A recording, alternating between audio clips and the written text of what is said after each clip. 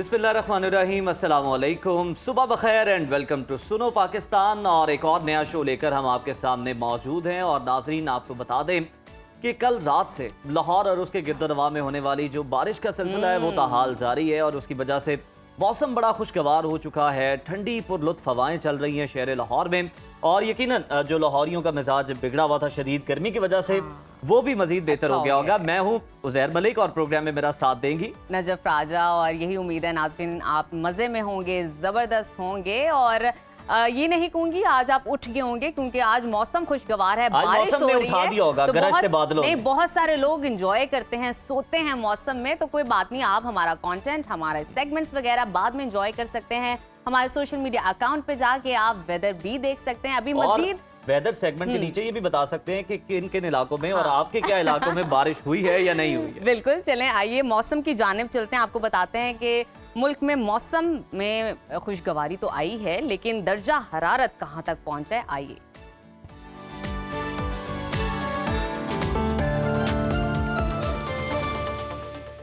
मुल्क भर में मानसून बारिशों का सिलसिला जारी हो गया है। इस्लामाबाद, रावलपिंडी, लाहौर समेत मुख्तलिफ शहरों में बारिश ने रंग जमा दिया है। गर्मी का जोर टूट गया है, मौसम खुशगवार हो गया है। NDMA ने मूसलाधार बारिशों के बायस बालाई इलाकों के नदी नालों में तुगजानी और खैबर पख्तूनख्वा, मरी और कश्मीर में लैंडस्लाइडिंग और बड़े शहरों में अर्बन फ्लडिंग का खदशा जाहिर किया है। महकमा मौसमियात ने मुल्क के बेशतर इलाकों में 1 जुलाई तक बारिशों का सिलसिला जारी रहने की पेशगोई की है। मुख्तलिफ शहरों में मौसम की क्या सूरत हाल है, आइए जानते हैं। सबसे पहले जिक्र करते हैं गिलगित बल्तिस्तान का, जहां बेशतर इलाकों में बादलों का राज रहेगा। गिलगित में आज ज्यादा से ज्यादा दर्जा हरारत 38 और कम से कम 18 डिग्री रहने का इम्कान है। स्कर्दू की जानिब चलते हैं, वहां पर आज ज्यादा से ज्यादा पारा 33 और कम से कम 12 डिग्री रहने की तवक्को है। महकमा मौसमियात के मुताबिक आइंदा 24 घंटों के दौरान गिलगित बल्तिस्तान में चंद मकामात पर बारिश मुतवक्के है। और नजर डालते हैं आज़ाद कश्मीर के मौसम पर, जहां मतला जुज़वी अबर आलूद रहेगा। मुजफ्फराबाद में ज्यादा से ज्यादा दर्जा हरारत 36 और कम से कम 22 डिग्री रहने का इम्कान है। श्रीनगर की जानिब चलते हैं, वहां पर आज ज्यादा से ज्यादा पारा 34 और कम से कम 18 डिग्री रहने की तवक्को है। महकमा मौसमियात ने आइंदा 24 घंटों के दौरान आज़ाद कश्मीर में बारिश की पेशगोई की है। और अब आपके साथ शेयर करते हैं खैबर पख्तूनख्वा का मौसम, जहां मुख्तलिफ इलाकों में बारिश हुई है। पेशावर में आज ज्यादा से ज्यादा दर्जा हरारत 38 और कम से कम 28 डिग्री रहने का इम्कान है। सवात की जानिब चलते हैं, जिसको पाकिस्तान का स्विट्जरलैंड कहा जाता है। वहां पर ज्यादा से ज्यादा टेम्परेचर 25 और कम से कम 12 डिग्री रहने की तवक्को है। महकमा मौसमियात के मुताबिक आइंदा 24 घंटों के दौरान पेशावर, मानसहरा, चित्राल, सवात, मालाकंड, बाजोर, कुहाट समेत दीगर इलाकों में बारिश मुतवक्के है। लैंडस्लाइडिंग के खतरे पर सयाहों और मकामी अफराद को गैर जरूरी सफर से गुरेज की हिदायत की गई है। और अब जिक्र करते हैं 5 दरियाओं की धरती पंजाब का,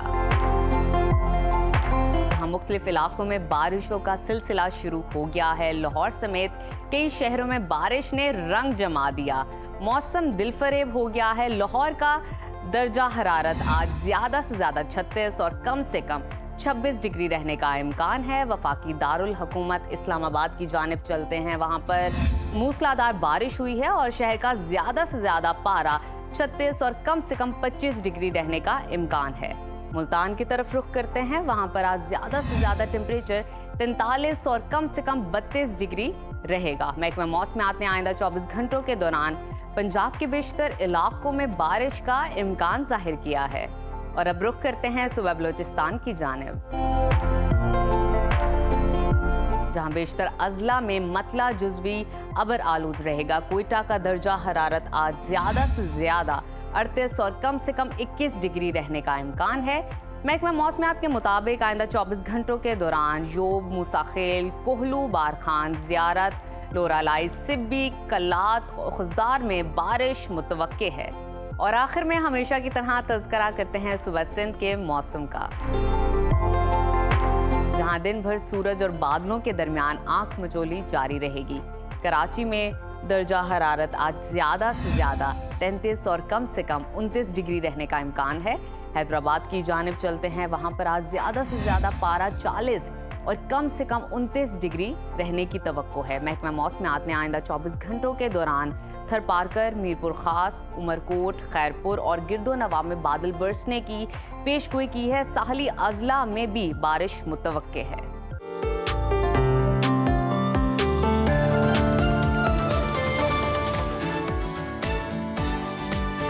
मौसम की सूरत हाल आप जान चुके हैं। प्रोग्राम में आगे बढ़ते हैं, बात कर लेते हैं आलमी मंजरनामे की। तो अमरीकी सदर डोनाल्ड ट्रंप की नेटो इजलास के मौके पर दी हैग में प्रेस कॉन्फ्रेंस पूरी दुनिया की तवज्जो का मरकज बनी हुई है।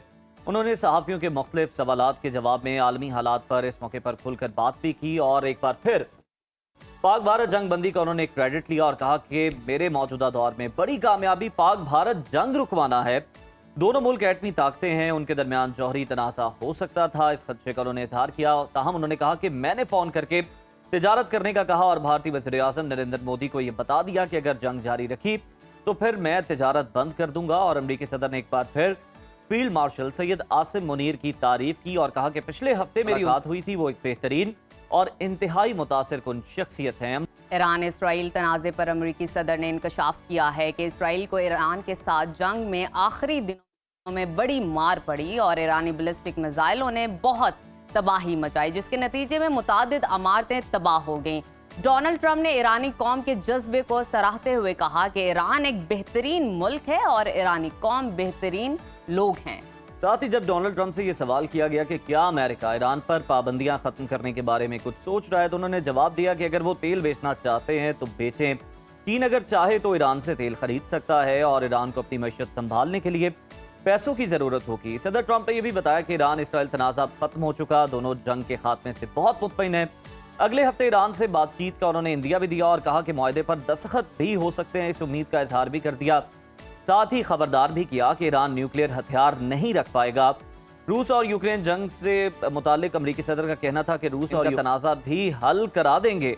मुमकिना तौर पर प्यूटन के यूक्रेन से आगे के इलाकाई अज़ाइम हैं। प्यूटन से यूक्रेन जंग खत्म करने के लिए बात की जाएगी। इसी पर डिस्कशन कर लेते हैं। हमें ज्वाइन किया स्टूडियोज में आलमी उमूर के बाहर हैं उस्मान शाहिद साहब। उस्मान साहब, welcome to Suno Pakistan, good morning. Thank you. सबसे पहले तो हम आपसे ये जानना चाहेंगे कि अमरीकी सदर डोनाल्ड ट्रंप की जो प्रेस कॉन्फ्रेंस है उसका बड़ा चर्चा हो रहा है, आप उसको किस तरह से देखते हैं? और खास तौर पर अगर हम देखें कि पाकिस्तान के लिए उस प्रेस कॉन्फ्रेंस में क्या था, तो फील्ड मार्शल सैयद आसिम मुनीर की उन्होंने बहुत ज़्यादा तारीफ की है, किस तरह से देखते हैं आप? जी डेफिनेटली पाकिस्तान के हवाले से परसेप्शन जो है इंटरनेशनली हमने देखा तब्दील होगी हुई है जब से इंडिया पाकिस्तान का हमने एक 6 दिन की जो वॉर थी वो हमने देखी। और डोनाल्ड ट्रंप हमेशा से स्ट्रॉन्ग मैन को बहुत अप्रिशिएट करते हैं, बहुत पसंद करते हैं। तो पाकिस्तान का जो असर्टिव रोल था वॉर के अंदर, उसकी वजह से मुझे लगता है अमेरिका जो है वो पाकिस्तान को अब एक डिफरेंट जाविये से देखता है। और दूसरा, पाकिस्तान की जो इस्टेब्लिशमेंट है और पर्टिकुलरली हमारे फील्ड मार्शल, उन्होंने जिस तरीके से वॉर ऑन टेरर के अंदर परफॉर्म किया है, ये हम उसका कॉन्टेक्स्ट जो अफ़गानिस्तान का है, क्योंकि डोनाल्ड ट्रंप चाहते थे कि अफ़गानिस्तान में जब अमेरिका पुल आउट कर रहा था तो जो सुसाइड बॉम्बिंग हुई थी एयरपोर्ट पे, उसके मुलजमान जो दहशतगर्द हैं वो हमें हैंड ओवर करके दें। और पाकिस्तान ने बड़े कम टाइम पे कलील मुद्दत के अंदर वो जो है CIA के हवाले कर दिए। तो डोनाल्ड ट्रंप ने तब भी अप्रिशिएट किया था कांग्रेस के अंदर, स्पीच के अंदर भी पाकिस्तान की आर्मी को।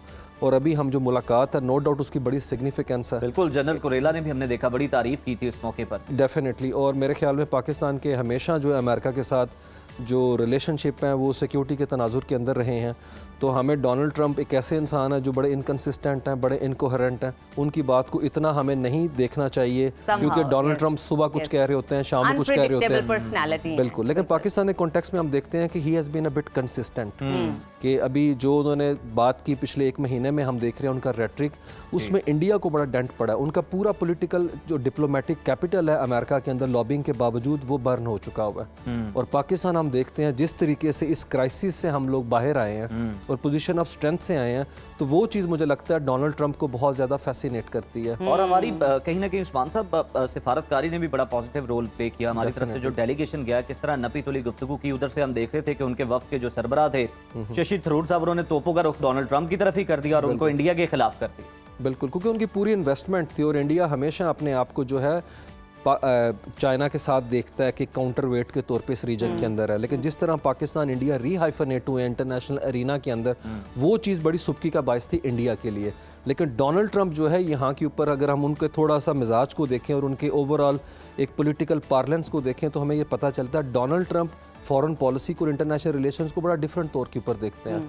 वो हमेशा उन मुल्कों के बड़े हामी रहे हैं जो कि असर्टिव रोल प्ले करते हैं, या आप कह लें एक तरीके से जैसा नॉर्थ कोरिया की भी वो बड़ी तारीफ करते हैं उस तरीके से डोनाल्ड ट्रंप का हमेशा से ये मौक़िफ़ रहा है कि जो छोटे कंट्री हैं अगर वो बिगर रोल प्ले कर सकते हैं तो उन्हें स्पेस दी जानी चाहिए।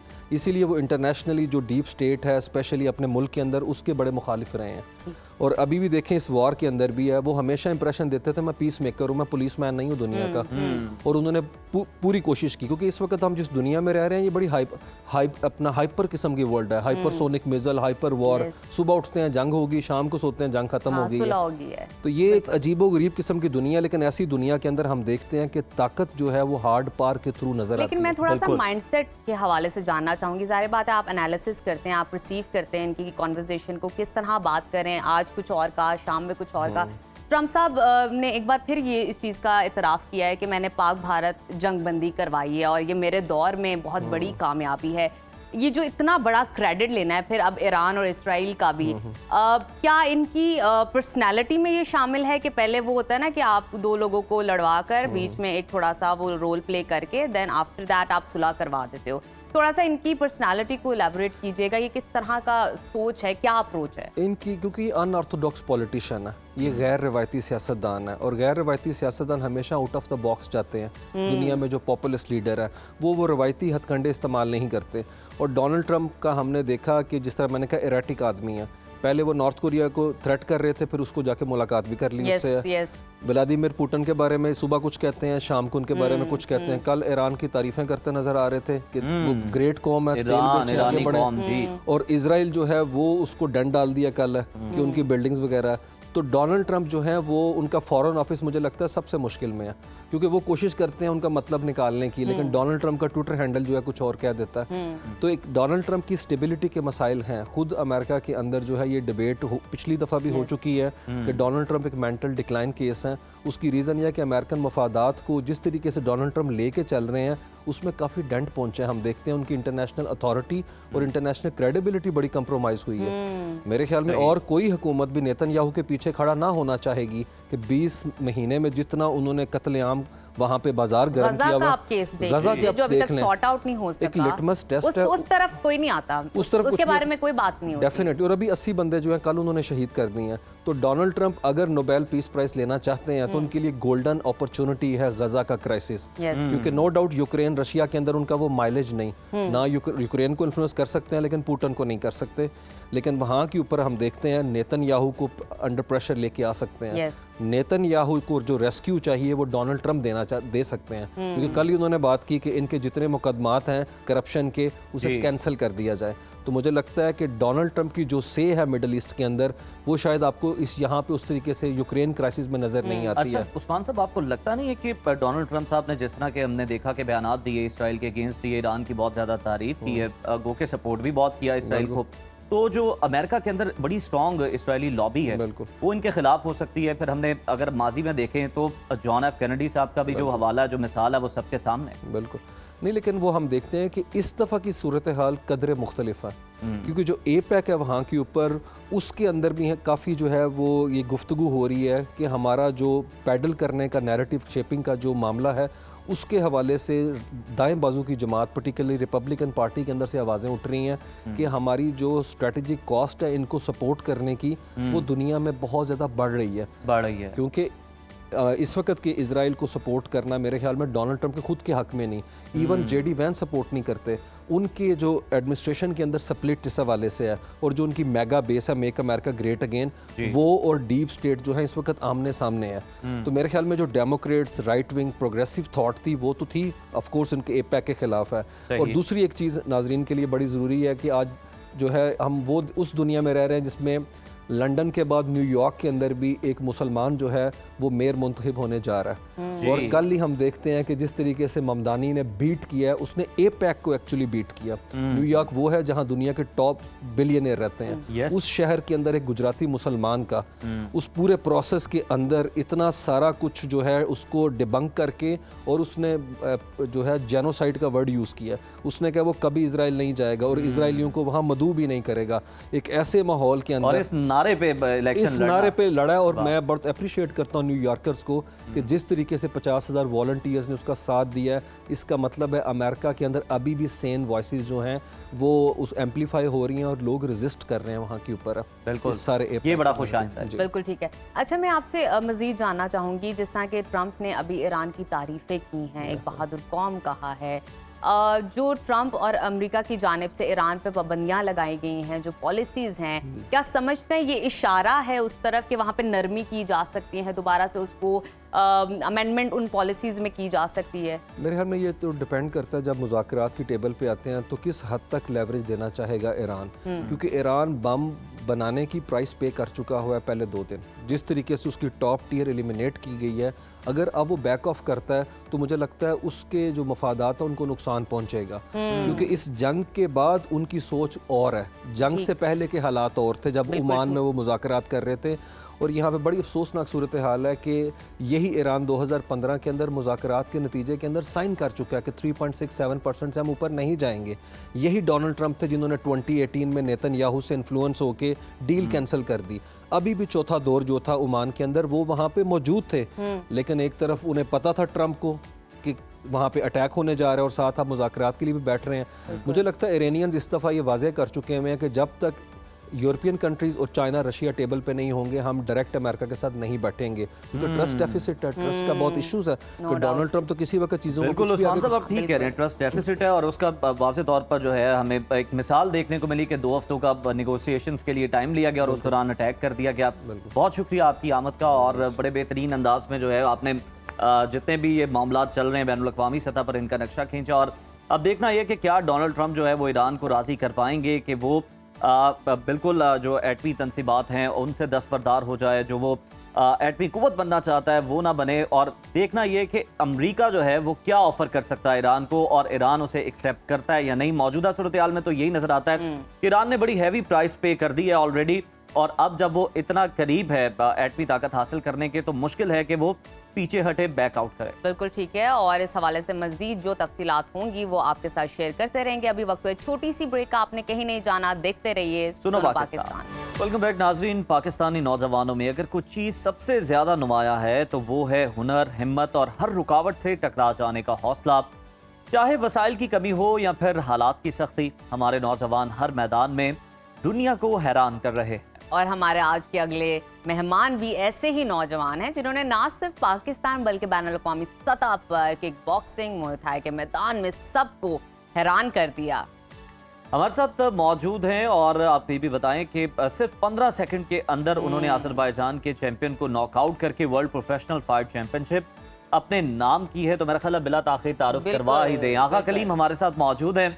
आगा, welcome to Suno Pakistan, good morning. सबसे पहले तो बहुत बहुत हमारी तरफ से मुबारकबाद आपको, और बताइए कि सिर्फ 15 सेकंड में फतह हासिल करना कैसा तजुर्बा था? आपको उम्मीद थी कि आप रिकॉर्ड वक्त में ये कामयाबी हासिल कर पाएंगे? जाहिर सी बात है कि जब मैंने प्रिपेयरिंग की हुई थी इस फाइट के लिए, भरपूर तैयारी की हुई थी, तो माइंड में सिर्फ एक चीज कि आपने रिंग में जाना है, परफॉर्म करना है। ये नहीं देखना कि आपने 15 सेकंड में नॉकआउट करना है या पूरे 5 राउंड खेलने या 4 राउंड खेलने। तो वो जब मुझे वहाँ तो ऑन द स्पॉट अल्हम्दुलिल्लाह उसको मैंने बीट किया, और वही 15 सेकंड में उसको बैन पे लगी, यहाँ पर जो उसकी बोन थी लिवर बोन में फ्रैक्चर हो गई, जिसकी वजह से वो गिरा और वो नॉकआउट हो गया 15 सेकंड में। ओके, अच्छा आगा, मुझे ये बताइए, आप 2018 से इस खेल के अंदर हैं, तो अब तक कितने मुकाबले जीत चुके हैं और कौन कौन से एजाज अपने नाम कर चुके हैं? जी बिल्कुल, जब मैंने स्टार्टिंग में अपने गेम को स्टार्ट किया तो जाहिर सी बात है पहले आप क्लब लेवल पे खेलते हैं, फिर डिस्ट्रिक्ट लेवल पे खेलते हैं, इंटर क्लब होता है, इंटर डिस्ट्रिक्ट होता है। तो अल्हम्दुलिल्लाह यहाँ से मैंने स्टार्ट किया, मैं 10 टाइम ऑल सिंध चैंपियन रहा, 10 टाइम ऑल क्रिक चैंपियन रहा, उसके बाद 2 टाइम ट्वाइस चैंपियन रहा, 2 टाइम एमएच चैंपियन रहा, अल्लामा इकबाल डे, उसके अलावा लियाकत अली खान, मैं अल्हम्दुलिल्लाह चैंपियनशिप भी नहीं की। फिर इसके बाद हमारा मरहला आता है नेशनल चैंपियनशिप की तरफ। फिर अल्हम्दुलिल्लाह मैं 2 टाइम नेशनल चैंपियन रहा, जो ऑल पाकिस्तान में खेला जाता है। के बाद अल्हम्दुलिल्लाह मैं 4 टाइम इंटरनेशनल चैंपियन रहा। फिर उसके बाद अल्हम्दुलिल्लाह मैं 3 टाइम एशियन चैंपियन हूँ। मतलब और उसके आपको अलावा अपने 3 टाइम एजाजात बताते वर्ल्ड हुए चैंपियन टाइम चाहिए हूँ। आगा।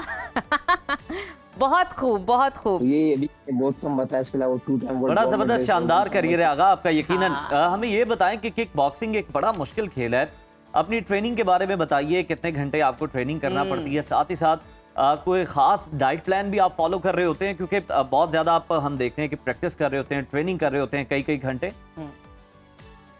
तो अगर मैं आपको अपनी ट्रेनिंग की बात करूं, जाहिर सी बात है ट्रेनिंग, जाहिर सी बात है वो हमारे पास इक्विपमेंट्स नहीं है जो होने चाहिए। जाहिर सी बात है हमारे क्लब में भी हमारे पास बैग भी नहीं है। तो अगर आप डाइट की बात करें तो हमारे पास प्रॉपर डाइट भी नहीं है, कुछ भी नहीं। बस ये जिसम अच्छा। अपने अंदर ये होता है, एक ये होता है कि अपने हिम्मत नहीं हारना है, खेलना है वतन के लिए। तो ये होता है कि हम बगैर बैग्स के अपने क्लब में खेल रहे होते हैं, पैडिंग कर रहे होते हैं, शोडो कर रहे होते हैं। उसके अलावा ये जो स्पैरिंग होती है हमारी, मस्त स्पैरिंग कर रहे होते हैं। इसके अलावा रनिंग कर रहे होते हैं, स्ट्रेंथ एंड कंडीशन पे काम कर रहे होते हैं। ये चीजें बहुत मस्त होती है। और उसके बाद आपको प्रोटीन चाहिए होता है। जाहिर सी बात है विदाउट प्रोटीन आप कुछ नहीं कर सकते। मतलब ये Obviously। कि हमारे अंदर वो हिम्मत, वो जज्बा, वो हौसला है कि हम फिर भी लगे रहते हैं अपने वतन के लिए, और जहाँ जहाँ मौका मिलते हैं अल्हम्दुलिल्लाह परफॉर्म करते रहते हैं। अच्छा आगा, जैसे कि अभी आप बता रहे हैं कि आपके पास उतने वसाइल नहीं होते, ना डाइट के हवाले से ना ही इक्विपमेंट्स के हवाले से, फिर भी एक माइंड में एक सोच होती है कि कुछ कर दिखाना है, एक हिम्मत होती है, पैशन होता है, और उसके लिए आप स्ट्रगल भी करते हैं। आपके हवाले से हम पढ़ रहे थे कि आप कराची में चाय के होटल पे काम करते थे, और ये होटल पे बॉक्सिंग रिंग का सफ़र कितना था, कैसे हुआ, और इस खेल में आने के लिए मोटिवेशन आपको कहाँ से मिली, ये बताइएगा इस हवाले से। जाहिर सी बात है हमारा जो है खानदानी कारोबार है चाय का होटल। तो बेसिकली जो मैं भी कर रहा हूँ कुछ नहीं, वही बात नहीं। तो ये कि जब मैंने 7 साल पहले अकेडमी देखी, वहाँ मैं जाता रहा। तो वहाँ की जो उस्ताद थे इकरार खान टाइगर, उन्होंने मुझे कहा कि भाई आप 3 साल से यहाँ पे आ रहे हो, कोई एडमिशन चाहिए। मैंने कहा जी, मगर मेरे पास फीस नहीं कि मैं पे करूँ। तो सर उसने वहाँ से मुझे फिर ट्रेनिंग करवाई। और उसके बाद अल्हम्दुलिल्लाह आज मैं 6-7 साल हो गया अल्हम्दुलिल्लाह लगा हूँ स्पोर्ट्स में। और अल्हम्दुलिल्लाह मैंने कहा कि 2 टाइम वर्ल्ड चैंपियन हूँ और 3 टाइम एशियन चैंपियन हूँ। और ये मेरे अल्हम्दुलिल्लाह सबसे बड़ी एजाज़ की बात है। मोटिवेशन यहाँ से आई, जब मैं स्कूल में था। जाहिर सी बात है मैंने एक बच्चे को मैंने मारा था यहाँ पे, तो उसका पूरा जो है अच्छा। ये फट गया था। हाँ। मैंने कहा आप ये चीजें अगर यहाँ इस्तेमाल करूँ, जाहिर सी बात है क्लब भी है, आप बंदा अपना वहाँ पर वो चीजें वहाँ करे। तो उसके बाद मैंने वो चीजें छोड़कर सारा तवज्जो अपना जो ना किक बॉक्सिंग पे दिया, स्पोर्ट पे दिया। उस दिन के बाद मैंने कई बार पढ़ाई किया है, बार मार खाता हूँ मारता नहीं, ये उसूल जो ना बना चुका हूँ। बिल्कुल आगा, बड़ा जबरदस्त है, हमें आप पे बड़ा फख्र है यकीनन। आपका जो होटल का काम है, चाय का होटल, जो कि आपकी फैमिली का बिजनेस है, ये बिल्कुल काबिले फख्र बात है और इसमें कोई इस तरह की बात नहीं। और साथ ही साथ ये बड़ा अच्छा आपने किया कि आप जो अपनी सलाहियतें हैं वो रिंग के अंदर इस्तेमाल करें, क्योंकि अगर रिंग के बाहर करें तो बहुत ज्यादा नुकसान हो सकता है। बहुत शुक्रिया आगा, हमारी तरफ से बहुत सारी बेस्ट विशेष। इसी तरह आप कामयाबी रहें, खुद को ट्रेन करते रहें, तैयार करते रहें, पाकिस्तान का जो नाम है वो बुलंद करने के लिए और हमारा सर फख्र से बुलंद करने के लिए आप इसी तरह मेहनत अपनी जारी रखें। नाजरीन, अब एक सवाल है जो कि हम आपके साथ शेयर करते हैं, और ये हर घर में डिस्कस हो रहा होता है हर 30 दिन के बाद जनाब, कि हमारा बिल ठीक आया है या नहीं, रीडिंग सही ली गई है या फिर अंदाजे सही, यानी मीटर रीडर साहब ने दफ्तर के अंदर बैठकर अंदाजे सही बिल बनाया है।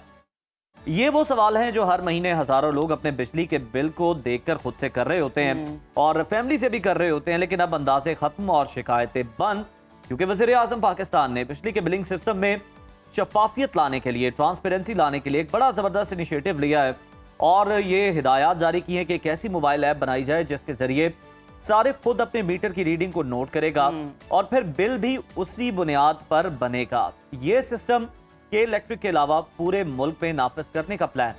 मजीद आपको बताते हैं, ऐप की खास बात यह है कि उर्दू समेत 4 इलाकाई ज़ुबानों में है, पंजाबी, सिंधी, पश्तो और बलोची में दस्तयाब है, ताकि हर पाकिस्तानी इसे बआसानी तरीके से इस्तेमाल कर सके। अब सार्फिन को सिर्फ अपने मीटर की तस्वीर लेकर इस ऐप पर अपलोड करना है और बिल इसी रीडिंग के मुताबिक आएगा। इसका फैसला और बहुत मुफीद था और इसका सबसे बड़ा फ़ायदा ये है कि जाली या अंदाजे पर मबनी रीडिंग का खात्मा हो गया है और बिलिंग का अमल जो है शफाफ होगा। सार्फिन को बिल पर भी एतमाद होगा, जो कि इस तरह के खदशात अक्सर देखते थे कि लोगों को एतमाद नहीं होता था कि हम तो इतना इस्तेमाल नहीं करते, इतना ज़्यादा बिल कैसे आ गए।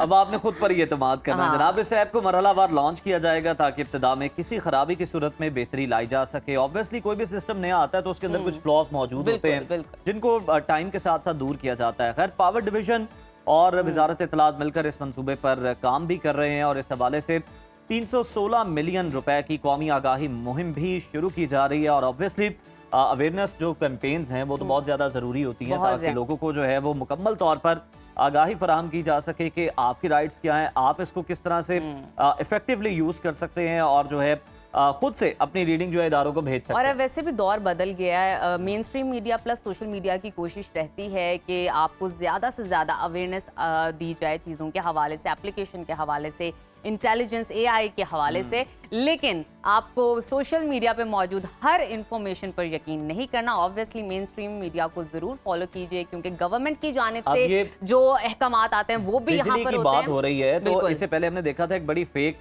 जो न्यूज़ थी वो बड़ी वायरल थी कि जनाब एक घर में 2 मीटर नहीं हो सकते बिजली हाँ, के, वो बाद में पता exactly। चला कि जनाब, और लोगों ने यकीन भी कर और लिया। हमने अपने शो में वो चीज़ क्लियर भी की कई थी। हाँ बिल्कुल हमने बिल्कुल। किया और लोग कई दिन तक यकीन करते रहे, लेकिन ऑब्वियसली फिर कहीं ना कहीं फैक्ट चेक लगाना होता है। हम भी यहाँ पर बैठे हैं, हमारी टीम है जो कि रिसर्च करती है और फिर आपके साथ जो सही मुस्तनद इंफॉर्मेशन है वो शेयर की जाती है ताकि आप किसी भी प्रोपेगेंडे का, फेक न्यूज़ का शिकार ना हो। बिल्कुल, और आपको गुमराही से बचाया जा सके।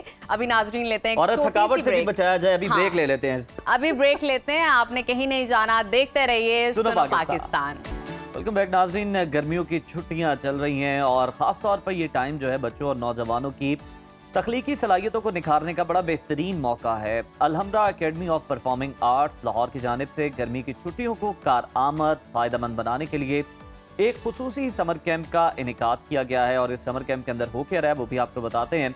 यहाँ पर जनाब नौजवानों को theatre, drama, acting, drawing, painting, खताती, गुलकारी, किस्सा बात है। गोई, पपेट थिएटर और मैक्रो आर्ट जैसे दिलचस्प शोबों में अमली तरबियत दी जा रही है। इस कैंप की खास बात यह है कि पाकिस्तान के नामवर फनकार अपनी महारत नौजवानों तक मुंतकिल कर रहे हैं। गुलकारी की बात करें तो जनाब बहुत बड़े उस्ताद हामिद अली खान साहब, अदाकारी में रुखसाना खान, खताती में अब्दुल हमीद, फन मुसव्वरी में उस्मान खालिद और पपेट थिएटर के अंदर रफ़ी पीर, किस्सा गोई में नौरीन रोमा, जबकि मैक्रो आर्ट में अरशद मुगल और फैज़ अहमद नौजवानों की रहनुमाई कर रहे हैं। ये समर कैंप ना सिर्फ फन सीखने का एक बेहतरीन मौका है बल्कि ये नस्ल नौ को पाकिस्तान की सकाफती पहचान, तख्लीकी इजहार और रवायती हुनर से जोड़ने का एक खूबसूरत जरिया भी बन रहा है। इस हवाले से रुबीना यूसुफ ने एक खसूसी पैकेज तैयार किया है, आइए मिलकर एंजॉय करते हैं। और बच्चों में कुछ नया सीखने का जज्बा हो तो बात ही कुछ और होती है। आज हम मौजूद हैं अलहमरा आर्ट्स काउंसिल में, जहां पाकिस्तान के नामवर क्लासिकल गुलकार उस्ताद हामिद अली खान अपने फ़न का ज़हीरा नई नस्ल को मुंतकिल कर रहे हैं। उसके अलावा यहाँ पर आर्ट, कैलीग्राफी, थिएटर की क्लासेस भी हो रही हैं। आइए उन सब का विज़िट करते हैं, हमारे साथ रहिए।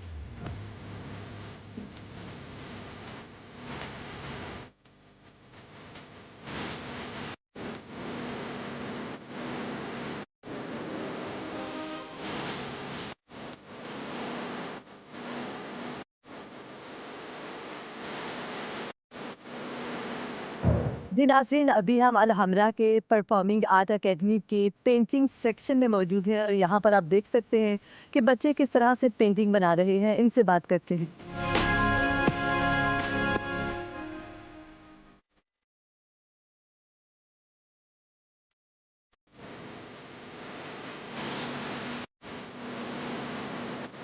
आपका नाम क्या है? अरीज। अनीज। अनीज, आपको कितने दिन हो गए यहाँ पर आते हुए? अभी सेकंड डे है। ओके, सेकंड डे है। आप पहले भी पेंटिंग बनाती हैं? करते घर पर बनाती थी। और यहाँ पर आपको किसने भेजा? कोई मम्मा पापा ने। ओके, आपके कितने बहन भाई हैं?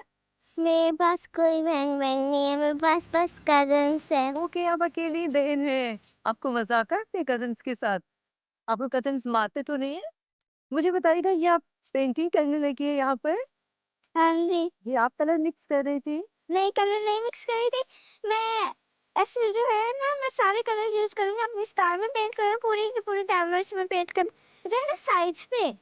मैं ये जो बाकी कलर्स बच के हैं ना 4, मैं वो यूज करूंगी। मैं ब्लैक और व्हाइट से स्पॉट्स बनाऊंगी। जो है ना 5 कलर्स मैं स्टार में करूंगी। रेड मैंने कर दिया, अभी मैंने बाकी सारे 4 करने हैं। ओके, अच्छा मुझे बताइएगा कि आपको पहले भी पेंटिंग बनाने का शौक था? मुझे आता नहीं था, अब मैं इधर सीखने आई हूँ। ठीक है, आपका नाम? शाहजहान। अच्छा मुझे बताइएगा, कितने दिनों से आ रहे हैं आप?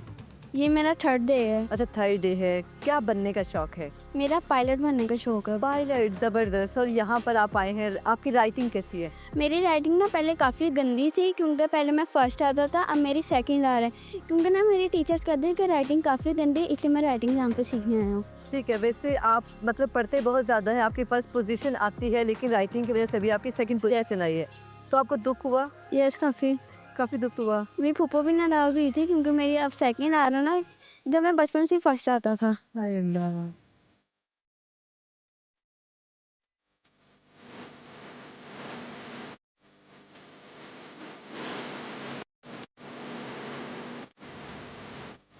जी नाज़रीन, इस वक्त हम अलहमरा परफॉर्मिंग आर्ट एकेडमी के म्यूज़िक सेक्शन में मौजूद हैं, जहां पर पाकिस्तान के लेजेंडरी क्लासिकल गुलकार उस्ताद हामिद अली ख़ान बच्चों को म्यूज़िक सिखा रहे हैं। उनसे बात करते हैं कि क्या वो क्लासिकल म्यूज़िक सिखाते हैं या कोई और भी अंदाज शामिल है। तो हमारे साथ रहिए।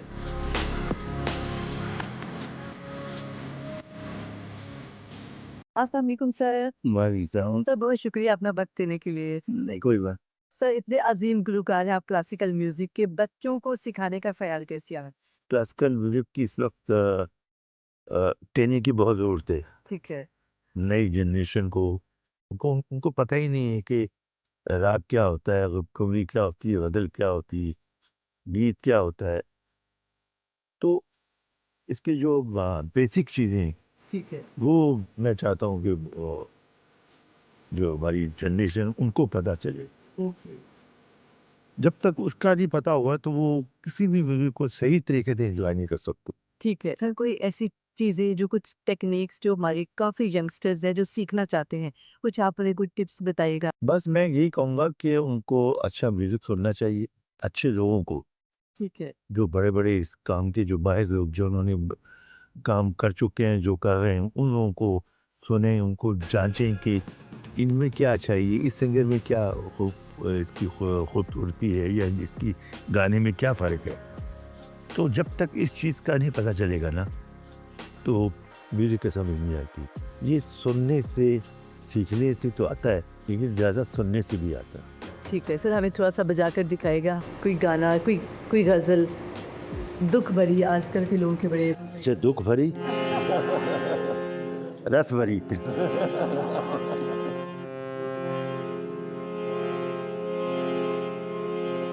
गुजर गया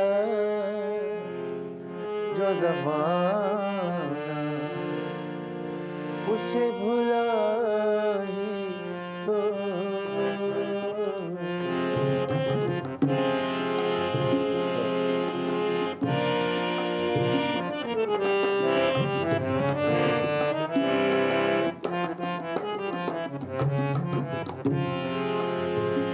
गुजर गया जो ज़माना, उसे भुला ही दो। जो नक्श बन नहीं सकता, जो नक्श बन नहीं सकता, उसे मिटा ही दो। गुजर गया जो ज़माना, उसे भुला ही दो।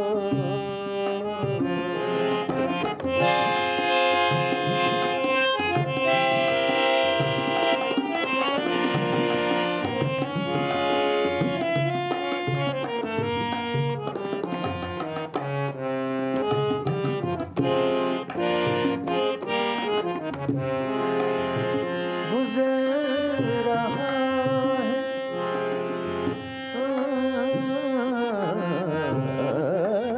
गुजर रहा है जो लम्हा, उसे अमर कर ले। गुजर रहा है जो लम्हा, उसे अमर कर ले। मैं अपने खून से लिखता हूँ, मैं अपने खून से लिखता हूँ, तुम ही दो, गुजर गया जो ज़माना, उसे भुला ही दो। परफेक्ट सर, स्पीचलेस, इतना जबरदस्त कि दिल नहीं कर रहा था कि बंद हो। बहुत शुक्रिया, अपना वक्त देने के लिए बहुत शुक्रिया। जी नाज़रीन, ये बच्चे ना सिर्फ गाना बजाना सीख रहे हैं बल्कि मौसीकी के एक ऐसे विरसे का हिस्सा बन रहे हैं जो सदियों पर मुहित है।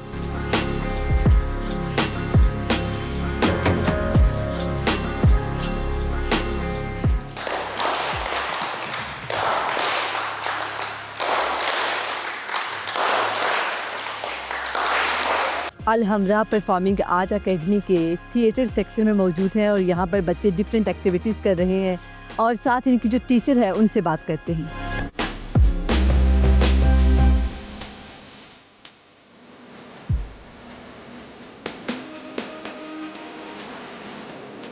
रुखसाना खान हमारे साथ मौजूद है, उनसे बात करते हैं। अस्सलाम वालेकुम मैम। वालेकुम सलाम। आप कैसे हैं? मैं ठीक। इतनी ज़बरदस्त एक्टिविटीज़ करवा रही हैं, हमें भी बताइएगा ये बच्चों की क्या एक्टिविटीज़ यहाँ पर हो रही हैं थिएटर? ये बेसिकली थिएटर ट्रेनिंग के लिए आए हुए हैं। ठीक है। सो थिएटर ट्रेनिंग में हम इनकी इनहिबिशन ब्रेकिंग्स वगैरह करते हैं। ये जो एक अपना ट्रेनिंग में झिझक लेकर आए होते हैं ओके। उसको ब्रेक करना होता है और इनका एक कॉन्फिडेंस बिल्डिंग करनी होती है। फिर इनको स्किट्स वगैरह के लिए प्रिपेयर करना होता है, उसमें क्रिएटिविटी भी आ जाती है और चीज़ें भी इस तरह से आ जाती ठीक है, आजकल की जो यंग बच्चे हैं और इनको आप कितना समझती हैं कि ये ब्रिलियंट हैं या फिर डम हैं, या इनमें क्या खूबियाँ आपको नज़र आती हैं? नहीं, मैं समझती हूँ कि बच्चे कभी भी डम नहीं होते, सारे बच्चे ब्रिलियंट होते हैं। सिर्फ उनका आप ये कह सकते हैं कि लेवल डिफरेंट होता है, उसको इंक्रीज करने की ज़रूरत है। ठीक है, कुछ बच्चे बहुत जल्दी पिक करते हैं, हाँ, तो वैसे पिकअप डिफरेंट होता है सबका। ठीक है। और कोई जल्दी पिकअप कर लेता है और कोई देर से कर लेता है। अच्छा रुखसाना, ये बताइएगा कि सही एज क्या है बच्चे का, मतलब स्किट अगर कुछ सीखना है या कोई एक्टिविटी में सीखना है तो क्या एज है सही? देखिए, परफॉर्मिंग आर्ट्स वगैरह जितने भी इसमें चीज़ें आ जाती हैं, लाइक थिएटर, म्यूज़िक और डांस वगैरह, पेंटिंग वगैरह, उसकी इनफैक्ट कोई एज तो नहीं होती। जब भी आप समझें आप उसको शुरू करा सकते हैं और ऑब्जर्वेशन से शुरू कर सकते हैं। Observation is also a learning, part of learning. जब वो आपको देख रहा है, आपको सुन रहा है, तो वो वहीं से सीखना शुरू कर देता है। बल्कि ये कहा जाता है कि बच्चा माँ के पेट से ही बहुत से लफ्ज़ सीख कर आता है। वो सुन रहा होता है, पता नहीं 200 से या इससे भी कुछ ज़्यादा के लफ्ज़ होते हैं जो उसकी मेमोरी का हिस्सा होते हैं। ओके मैम, बहुत शुक्रिया अपना वक्त देने के लिए। थैंक यू या thank you. Thank you so much. जी नाज़रीन, जैसा कि आपने देखा है कि आज हम अल हमरा परफॉर्मिंग आर्ट्स एकेडमी का विज़िट कर रहे थे। हमने पेंटिंग क्लास को विज़िट किया, कैलीग्राफी को किया, म्यूज़िक को किया और यहाँ पर अब हम थिएटर में मौजूद हैं। उम्मीद है कि आज का सेगमेंट आपको बहुत पसंद आया होगा। ऐसे ही सेगमेंट्स देखने के लिए देखते रहिए हमारा प्रोग्राम सुनो पाकिस्तान।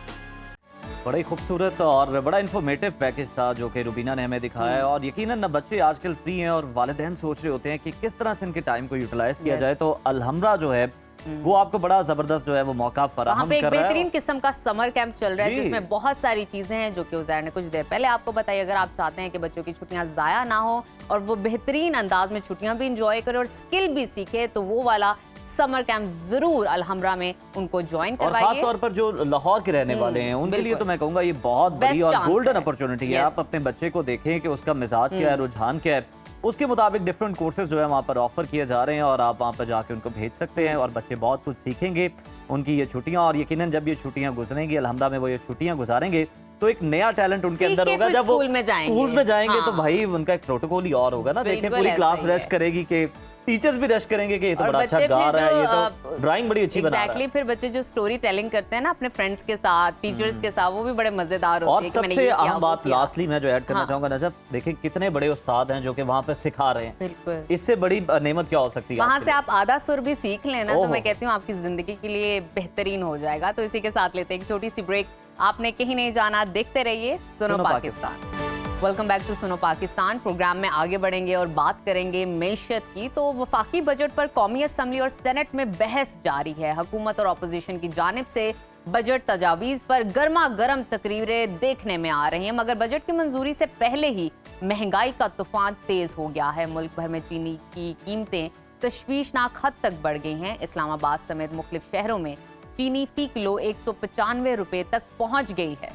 हुकाम के मुताबिक गुज़श्ता जुलाई से मई के दौरान मुल्क से 7,65,000 मैट्रिक टन चीनी बरामद की गई, जिससे 112 अरब रुपए से ज़ायद आमदन हासिल हुई। माहिरीन के मुताबिक चीनी बरामद से मकामी मार्केट में इसकी दस्तयाबी मुतासर हुई और कीमतों में इजाफा हुआ। और अब ये फैसला सामने आ रहा है कि हुकूमत चीनी की कीमतों में तवाज़ुन को बरकरार रखने के लिए 7.5 लाख टन चीनी दरामद करने जा रही है। 2,50,000 मैट्रिक टन खाम चीनी और 5 लाख मैट्रिक टन रिफाइंड चीनी दरामद की जाए। इस वक्त मुख्तलिफ शहरों में चीनी फी किलो कितने रुपए में फरोख्त हो रही है और इस पर शहरियों का रद्द अमल क्या है, इस पर बात करने के लिए कराची से जुनेद शाह हमारे साथ मौजूद हैं। लाहौर से हमें ज्वाइन किया है फैसल खान ने और इस्लामाबाद से निदा मुमताज़। सुनो न्यूज़ के नुमाइंदे हमारे साथ हैं। मैं जुनेद सबसे पहले आपकी जानिब आना चाहूँगी। मुझे बताइएगा शहर कायद में चीनी फ़ी किलो कितने में फ़रोख्त हो रही है और सरकारी निर्खनामे में और मार्केट में चीनी की कीमतों में कितना फ़र्क देखने में आ रहा है? देखिए, कराची की आवाम पहले ही बजट से परेशान है कि चीनी की कीमतों में इजाफा करके आवाम की परेशानी में मज़ीद इजाफा कर दिया गया है। बात की जाए चीनी की कीमतों के हवाले से तो कराची की जो सबसे बड़ी होलसेल मार्केट है जोड़िया बाज़ार, वहाँ पे इस वक्त चीनी जो है 174 रुपये से 175 रुपये किलो जो है वो फ़रोख्त की जा रही है, जबकि रिटेल मार्केट में इस वक्त चीनी 185 रुपये से लेके 190 रुपये किलो जो है वो फ़रोख्त की जा रही है। अच्छा, कराची के अंदर जो देखने में आया है वो ये है कि हर इलाके की रिटेल मार्केट के अपने एक रेट है। कराची के इलाके डिफेंस और क्लिफ्टन की बात की जाए तो वहाँ पे 190 रुपये किलो जो है वो चीनी फ़रोख्त की जा रही है, जबकि कराची के जो बेशतर इलाके हैं वहाँ पे 185 रुपये किलो जो है वो चीनी इस वक्त फ़रोख्त की जा रही है। तो इससे कबल जो है वो चीनी 165 रुपये किलो थी। 25 रुपये के इजाफे के बाद जो है वो चीनी जो है वो 180 से 190 रुपये पर जा पहुंची है। आवाम का यही रद्दअमल देखने में आ रहा है कि आवाम ने इस चीनी की कीमतों में इजाफे पर शदीद जो है वो गम और गुस्से का इजहार किया, जबकि कराची की आवाम का ये कहना है कि चीनी की कीमतों में इजाफा करके कराची की आवाम से जो है वो रोटी का निवाला जो है वो छीना जा रहा है, जबकि आवाम अब चीनी जो रोज़मर्रा का इस्तेमाल की अशिया है चीनी उस पर उसे महंगा करके जो है आवाम अब जो है वो महंगाई के मज़ीद बोझ तले जो है वो दबती जा रही है। जी बिल्कुल, महंगाई के बोझ तले आवाम दबती जा रही है। जुनेद हमारे साथ ही रहिएगा। आप इस्लामाबाद का रुख करते हैं। निदा, आपसे जानना चाहेंगे शहर कायद के वासियों के लिए तो चीनी जो है वो कड़वी हो गई है क्योंकि ऑब्वियसली उसकी कीमत इतनी ज़्यादा हो गई है। आप बताइएगा कि इस्लामाबाद के अंदर क्या सूरत हाल है, क्या दाम है चीनी के होलसेल मार्केट में, परचून में, और शहरी क्या कहते हैं? फैसल खान, यही सवाल मैं लेकर आपकी जानिब आऊंगा। क्या कहना है लाहौर के वासियों का? जी, इसमें ऐसे है कि जो चीनी की होलसेल मार्केट प्राइस है वो 50 केजी का जो बैग है वो 9,350 रुपये में बिक रहा है। अगर देखें तो इसको करें हम पर केजी के हिसाब से तो 187 बनते हैं, जो कि काफ़ी ज़्यादा है। होलसेल से ज़ाहिर है जब मार्केट में चीनी आती है रिटेल में तो महंगी हो जाती है ऑटोमेटिकली। मार्केट में मुख्तलिफ रेट्स हैं। मार्केट में जैसे कि पहले भी जुनैद ने बताया कि यहाँ पे भी जिस तरह कराची में, लाहौर में भी ऐसे होता है, एरिया वाइज होता है। जो एरिया पोश है वहाँ पे चीज़ें महंगी होती हैं। इसी तरह चीनी के रेट जो हमारे यहाँ पे लाहौर में जो पोश एरियाज़ हैं, डिफेंस है, कैंट है और डिफरेंट एरियाज़ हैं, वहाँ पे चीनी के रेट जो हैं वो अराउंड 190-195 तक पर केजी जा चुके हैं। इसी तरह कुछ और लेकिन फैसल जो एक डीसी ऑफिस की जानिब से डीसी रेट लिस्ट निकाली जाती है, क्या वो पोश इलाकों में डिफरेंट जाती है और दूसरे एरियाज में वो कोई डिफरेंट होती है लिस्ट? नहीं, उज़ैर, ऐसे बिल्कुल नहीं होता। आपका पॉइंट बिल्कुल वैलिड है। इसमें ऐसे होता है कि रेट लिस्ट तो वही होती है, हर इलाके में वही जाती है। अब ये डिपेंड करता है रिटेलर के ऊपर। जो परचून फरोश है वो किस तरह से उसको मैनिपुलेट करता है, चेंज करता है। रेट लिस्ट को तो वो चेंज कर नहीं पाता। हाँ, लेकिन जो कस्टमर है, आम कस्टमर को नहीं पता कि रेट लिस्ट पे क्या रेट है और वो कितने में आगे से उसको मिल रही है। तो ये यहाँ पे उसके पास चांस होता है कि उस चीज़ को मैनिपुलेट करे। जो ज़राई इंतज़ामिया है उसका इस हवाले से ये रोल होता है कि वो जाए दुकानों पे जाए, परचून मार्केट में जाए और जाके देखे कि क्या वही रेट पे चीनी लोगों को मिल रही है जिस रेट पर लिस्ट में आई है। तो ये बड़ा इंपॉर्टेंट होता है ज़राई इंतज़ामिया ऐसे मामले में एक्टिव हो जाए। अब क्योंकि आज आपको पता है कि रिसेंटली इंपोर्ट करने के बारे में जो है वो डिसीजन ले लिया गया है चीनी को, तो ज़ाहिर है इंपोर्ट करने के बारे में डिसीजन आया, साथ ही मार्केट में रेट बढ़ा दिए गए। तो ये तो आपको पता है, जैसे कि अभी इस तरह रिसेंटली सोलर की प्राइस में बताया गया कि इंक्रीज होगा, अभी वो डिसीजन हुआ नहीं हुआ, पहले लोगों ने सोलर के रेट्स बढ़ा दी। इसी तरह चीनी का मामला भी वही है। चीनी के बारे में डिसीजन आ रहा है कि हाँ इम्पोर्ट की जाएगी, लेकिन उस जैसे डिसीजन आया मार्केट में ऑटोमेटिकली बात आई, उन्होंने फौरन उसके रेट बढ़ा दिए। तो यहाँ पे बहुत इंपॉर्टेंट रोल होगा ज़र इंतजामिया का कि वो जाए मार्केट में देखे कि वाकई जो आवाम है उसको उस रेट पे चीनी मिल रही है नहीं मिल रही है। आवाम से मेरी बात हुई, लोगों से मेरी बात, उनका कहना था कि चीनी अक्सर तो अब कई जगहों पे मिल भी नहीं रही है, तो इसकी अवेलेबिलिटी भी जो है वो भी उसका प्रॉब्लम भी चल रहा है। उसके साथ साथ सबसे मेन प्रॉब्लम है कि चीनी महंगी कर दी गई है आम मार्केट में, तो लोग बड़े परेशान है। जाहिर है बजट के हवाले से लोग पहले से परेशान थे कि लोगों के लिए रिलीफ नहीं है, तो उन्होंने कहा कि चीनी जो है बेसिक नीड है, अशिया खुरनोश की जरूरत होती है लोगों को। चीनी की बहुत मेजर रिक्वायरमेंट है, घरों के अंदर, बाजारों में, ऑफिस के अंदर चाय वगैरह बनती है, तो बहुत ज्यादा यहाँ खपत है चीनी की। No doubt. फैसल बहुत शुक्रिया, आपकी जानिब दोबारा आएंगे। निदा मैं आपकी जानिब आना चाहूंगी। वफाकी दारुल हुकूमत में इस वक्त चीनी की कीमतें कहाँ तक पहुंची हैं, क्योंकि हम जानते हैं कि मुहर्रम का महीना भी आ रहा है, उसका आगाज होने वाला है और डेफिनेटली चीनी का इस्तेमाल बढ़ जाता है इस महीने में। और हमें ये भी बताइए कि सरकारी निर्खनामे के मुकाबले में क्या फ़र्क आया है? जी बिल्कुल, इस्लामाबाद में भी दिल मुल्क के दीगर शहरों की तरह जो चीनी के रेट्स हैं वो काफ़ी बढ़ गए हैं। इस वक्त इस्लामाबाद की एक मार्केट में मौजूद और यहाँ पे जो हमने रेट्स पता किए हैं तो आज तकरीबन 195 किलो के हिसाब से चीनी जो है वो फ़रोख्त की जा रही है और सरकारी जो निर्खनामे है उसके मुताबिक जो चीनी का रेट है वो तकरीबन 164 रुपये है, तकरीबन 30 रुपये का फ़र्क है। और जैसे ये सीज़न आपको पता है शुरू हुआ था तो चीनी की कीमतों जो थी वो तकरीबन 120 के हिसाब से थी, और फिर हमने देखा कि रमज़ान की आमद के साथ चीनी की कीमतें जो है वो बढ़ती गई और आज ये तकरीबन 195 के हिसाब से मार्केट में फ़रोख्त हो रही है। और इसी सिलसिले में हुकूमत ने फैसला किया है कि तकरीबन 5 लाख टन जो चीनी है उसको दरामद किया जाए, और क्योंकि बताया जा रहा है कि चीनी की किल्लत है। लेकिन ये चीज़ मैं क्लियर करना चाहूँगी कि मार्केट में जब हमने पता किया तो यहाँ पे लोगों का ये कहना है, जो दुकानदार हैं उनका कहना है कि तकरीबन 7 लाख टन चीनी, लेकिन हुकूमत की जानिब से तकरीबन 5 लाख टन के हिसाब से चीनी जो है दरामद करने का फैसला किया गया है।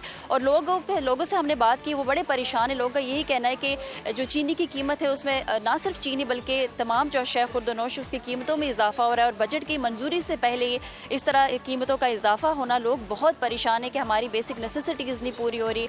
हमें खाना खाते थे, सब्जियों की कीमतों में इजाफा हो रहा है और अब चीनी भी उसी में शामिल है। बिल्कुल, अशिया खुर्दनोश की कीमतें बहुत ज़्यादा बढ़ गई और चीनी की बढ़ती कीमतों ने भी शहरियों को बेचैन कर दिया। बहुत शुक्रिया निदा, फैसल खान और जुनैद साथ मौजूद थे और बता रहे थे कि चीनी की कीमतें मुख्तलिफ शहरों के अंदर क्या हैं और होलसेल पे क्या प्राइस है और रिटेल मार्केट में किन दामों पर चीनी जो है वो मुयस्सर है। खैर, गवर्नमेंट ने जो है इंपोर्ट करने का फैसला किया है चीनी, और हर साल यही होता है। पहले ये बताया जाता है कि जनाब बहुत ज़्यादा हो गई है, एक्सपोर्ट करने की इजाज़त दे दें, बाद में फिर कीमतें बढ़ा दी जाती हैं, ज़ख़ीरा अंदोज़ी कर ली जाती है और फिर इम्पोर्ट की जाती है। खैर, ये तो हर साल की स्टोरी है। आगे बढ़ते हैं, एक अहम खबर आपके साथ शेयर करते हैं और बड़ी इंफॉर्मेटिव न्यूज़ है जनाब। गंजपन यानी बालों का झड़ना, ये एक ऐसा मसला है जो सिर्फ बड़ी उम्र के अफराद ही नहीं बल्कि आजकल तो नौजवानों को भी बड़ी कम उम्री में के अंदर ही हम देख रहे हैं कि खासा परेशान रखता है। फिर चाहे इसमें कोई जेंडर की तफरीक नहीं है, लड़कियां हों या लड़के हों, जैसे कि माथे की लाइन थोड़ी सी पीछे होना शुरू हुई तो जनाब सोशल मीडिया पर बालों को दोबारा उगाने के तरीकों की जो तलाश है उसका अमल शुरू हो जाता है। हर कोई अपनी अपनी प्रोडक्ट्स बेच रहा होता है और लोग बगैर किसी एक्सपर्ट से कंसल्ट किए खुद ही इन तरीकों पर अमल करते हैं, पैसे भी ज़ाया करते हैं और अक्सर औकात फायदे के बजाय उल्टा अपना नुकसान भी करवा बैठते हैं। और वैसे भी नाजरीन AI का दौर है और जो ही आपको किसी चीज़ की ज़रूरत होती है आपके मोबाइल पे उस चीज़ की ऐड चलना शुरू हो जाती है। आपको बताते हैं ऐसा ही एक वाकया गुज़िश्ता दिनों भारत के शहर संगरूर में पेश आया, जहां बालों के गिरने और गंजपन से बचाव के लिए एक जाली तेल की तशहीर ने 200 से ज़ायद अफराद को आंखों और जिल्द की शदीद बीमारी में मुब्तला कर दिया। भारतीय मीडिया रिपोर्ट्स के मुताबिक सोशल मीडिया पर एक बाकायदा मुहिम चलाई गई जिसमें मकामी शोबिस शख्सियात और मशहूर चेहरों को शामिल किया गया और उनसे दावा करवाया गया कि उन्होंने ये खास तेल इस्तेमाल किया जिससे उनके झड़ते बाल रुक गए और बाल मजीद गिरना बंद हो गए और मजबूत हो गए, जो कि हमेशा एक कैंपेन चलाई जाती है मीडिया पर। ये इश्तिहारात फेसबुक और दीगर प्लेटफॉर्म्स पर बड़ी तेज़ी से फैलाए गए, यानी बड़ा इन्वेस्ट किया गया शुरू में तो इस पर, और फिर आवाम को ये हर दर्जे पर यकीन दिलाया गया कि ये जो तेल है गंजपन से बचाने के लिए बड़ा ही आजमूदा है। देखें, आपकी सेलिब्रिटीज़ यूज़ कर रही हैं, जितने स्टार्स हैं ये यूज़ कर रहे हैं।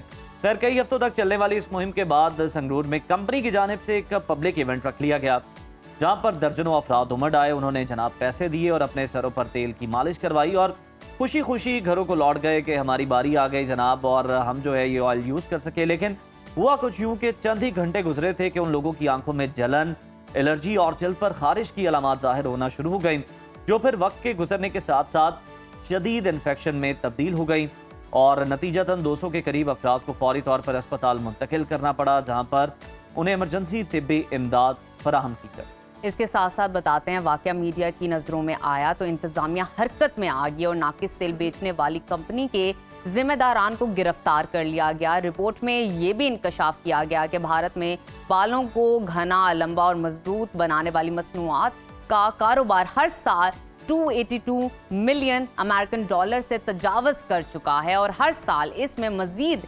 इजाफा हो रहा है। ये वाकया इस बात की एक ख़ास मिसाल है और ख़तरनाक मिसाल है कि सोशल मीडिया पर हर दावा सच्चा नहीं होता और सेहत पर असर डालते हैं बहुत सारे दावे जो सोशल मीडिया पे आ रहे हैं। तो हर मैसेज जो आपको सोशल मीडिया पर मिल रहा है, ज़रूरी नहीं है कि आपने उस पर अमल करना है और वो सच्चा मैसेज है। एक दफ़ा तहकीक कर लीजिए, डॉक्टर से रुजू ज़रूर कीजिए। और ख़ास तौर पर अगर हम देखें तो इंडिया में इस तरह के जो वाक़यात हैं वो बड़े तवातुर से पेश आते रहते हैं। वहाँ पर अब देखें 200 लोग अस्पताल पहुंच गए हैं। अस्पताल अब कब जाते हैं? जब सिचुएशन आउट ऑफ कंट्रोल हो जाती है। हाँ। और इतना बड़ा कंपनी ने इवेंट वहां पे मुनक्किद करवाया, कम से कम इंतजामिया इस चीज़ को देख सकती थी कि कितनी क्रेडिबल कंपनी है और क्या इनकी प्रोडक्ट का मेयार है, किस तरह की क्वालिटी है। और इसके साथ साथ मैं एक पॉइंट की तरफ इशारा करना चाहूँगी, जो इन्फ्लुएंसर्स होते हैं, सेलिब्रिटीज़ होते हैं, आपको भी एक दफ़ा इन्वेस्टिगेशन, इंक्वायरी ज़रूर कर लेनी चाहिए कि जो प्रोडक्ट आप सेल कर रहे हैं या जिस प्रोडक्ट की आप इंडोर्समेंट कर रहे हैं, क्या वाकई वो इस काबिल है कि लोगों के इस्तेमाल में आ सके? क्या वो सेहत पर किसी तरह का ख़तरनाक असर तो नहीं डालेगी या लोगों के लिए, आवाम के लिए मुफीद है? क्योंकि बहुत सारे लोग आपको प्यार करते हैं, आपको देखते हैं, आपको पसंद करते हैं, आपकी बातों पे यकीन करते हैं, माली तो एक मफाद जिम्मेदारी का को इस एहसास मौके पे पीछे रख देना चाहिए। यही नहीं आपने देखना कि आपको पेमेंट आ रही है और हाँ। लोगों का नुकसान होता है तो भले होता रहे। आपको देखना चाहिए जो लोग आपसे प्यार करते हैं, जिन्होंने आपको स्टार बनाया, जिनका इतना बड़ा किरदार है आपको स्टार बनाने के अंदर, आप उनके भले के लिए भी कुछ सोचें, थोड़ी सी तहकीक आप कर लें, आपकी टीम कर लें, तो जो इस तरह के वाकयात हैं वो नहीं पेश आए। चलें नाज़रीन, इसी के साथ लेते हैं एक छोटी सी ब्रेक। आपने कहीं नहीं जाना, देखते रहिए सुनो पाकिस्तान।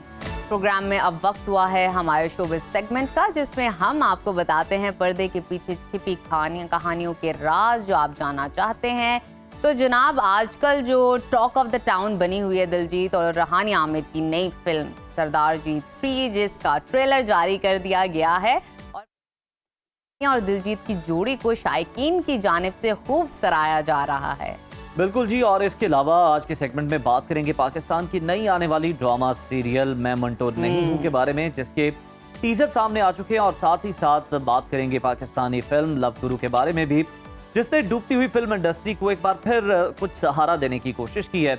इन तमाम मामलात की पसे पर्दा कहानियां और दिलचस्प हकाइक जानने के लिए हमारे साथ मौजूद हैं and drama critic Mahvish Ejaz साहिबा। Welcome to Suno Pakistan. माविश, दिलजीत दोसांझ और हानी आमिर की फिल्म सरदार जी 3 के ट्रेलर ने तो हम देख रहे हैं बड़ी धूम मचाई है और बहुत इस पर डिबेट भी हो रही है।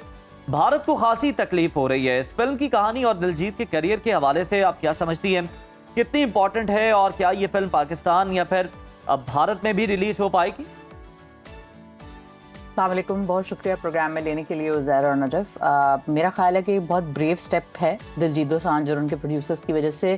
द रीज़न कि ये फिल्म एक्चुअली रिलीज़ भी हो रही है उसकी वजह यही है कि जो प्रोड्यूसर्स हैं, अनलाइक अबीर गुलाल जो कि फवाद खान की फिल्म थी, प्रोड्यूसर्स जो हैं वो लोकल नहीं हैं, यानी इंडियन प्रोड्यूसर्स नहीं हैं, ये कनाडा और लंदन में बेस्ड प्रोड्यूसर्स हैं, और इसलिए ये दिलजीत की जो ये फिल्म है वो रिलीज़ हो रही है, ग्लोबली रिलीज़ हो रही है। इंडिया और पाकिस्तान में, पाकिस्तान का मालूम नहीं, इंडिया में तो कंफर्म रिलीज़ नहीं हो रही है, बल्कि उनको बहुत बैकलैश का सामना करना पड़ रहा है।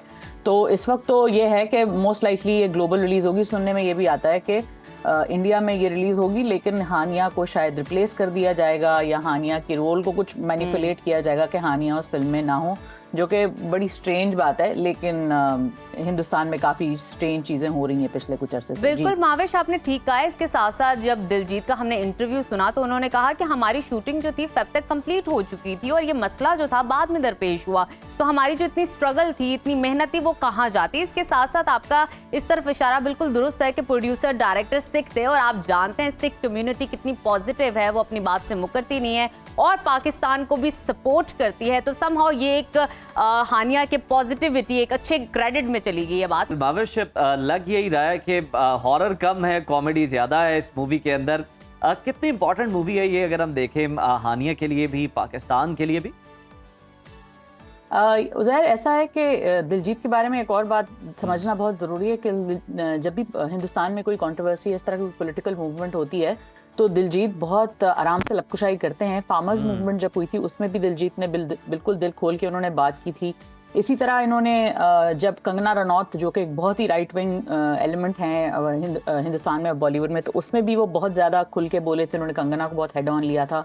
इस तरह अपने कॉन्सर्ट में उन्होंने इस तरह का राहत इंदौरी का शेर भी पढ़ा था कि किसी के बाप का हिंदुस्तान थोड़ी है, सभी का खून शामिल है इस मिट्टी में, किसी के बाप का हिंदुस्तान थोड़ी है, जो राहत इंदौरी का शेर है। तो दिलजीत जो है वो बड़े आउटस्पोकन है, तो this is a huge statement which he has made through this film. और इम्पॉर्टेंट इसलिए है इस तरह की फिल्म का आना कि इसमें एक स्टेटमेंट ये इस तरह की जा रही है कि हर चीज़ में जहाँ हिंदुस्तान का दिल चाहता है, जहाँ वो बैन करना चाहे, वो ये करना चाहे, वो अपनी हद तक महदूद रहे, वो पूरी दुनिया को कंट्रोल नहीं कर सकता। तो इस हिसाब से ये स्टेटमेंट बहुत अहम है। हानिया के लिए ये फिल्म इस तरह सिग्निफिकेंट है कि इतनी बड़ी फिल्म का आना हानिया के करियर के लिए एक बहुत बड़ा स्टेप फॉरवर्ड है। क्या वो बाकी अदाकाराएं जो हैं पाकिस्तान की, जो हिंदुस्तान में काम कर चुकी हैं, उसके लेवल की सक्सेस उनको मिलेगी? I don't think so, because Mahira Khan की film despite all of the problems, Shahrukh Khan के साथ जब उनकी फिल्म रिलीज हुई थी तो वो इंडिया में रिलीज हो गई थी। इसी तरह अली जफर, सजल अली, जो भी उनके प्रॉब्लम्स रहे, मावरा हुसैन, जो भी इस तरह के मसले मसाइल रहे, ये फिल्में हिंदुस्तान में रिलीज हो गई। लेकिन हानिया की फिल्म जो है हिंदुस्तान में डायरेक्ट रिलीज नहीं हो रही।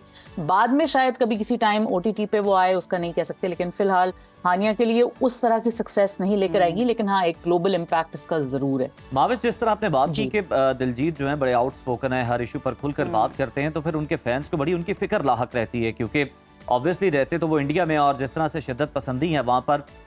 इसके अलावा अगर हम यहाँ पर देखें तो हमने देखा था कि मोदी जी ने बड़ा उनका वेलकम किया था, बड़े पुरतपाक अंदाज में जनाब उनका इस्तकबाल किया, उन्हें बुलाया गया, मुलाकात करवाई गई, वीडियो जारी की गई।